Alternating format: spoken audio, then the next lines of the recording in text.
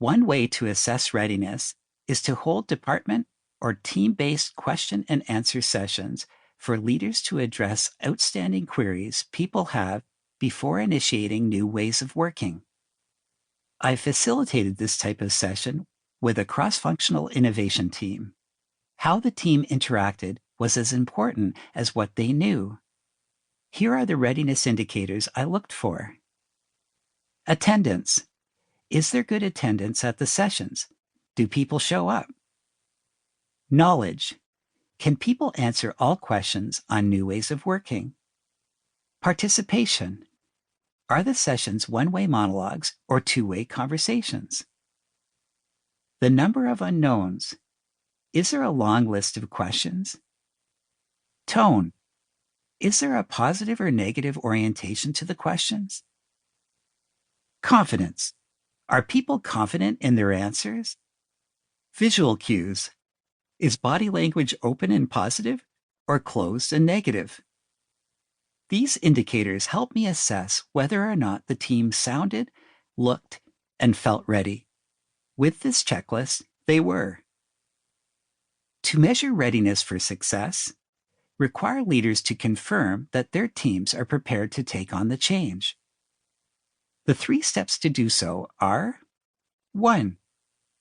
Define what people must know and be able to complete at each checkpoint in the change plan.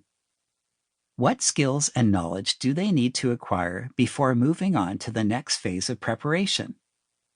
2. Ask leaders to confirm that their teams have met these requirements. My biggest insight about measuring readiness for change is that leaders are the best evaluators of their team's preparedness for change because of their existing managerial relationships and their understanding of the context necessary for these requirements. Provide leaders with a list of questions that measure the criteria for each checkpoint in the plan. A simple traffic light rating system tends to work well. Green for ready, yellow for needs some support, and red for needs extensive support. 3. Get leaders to sign off that their team members are ready to progress to the next preparation phase.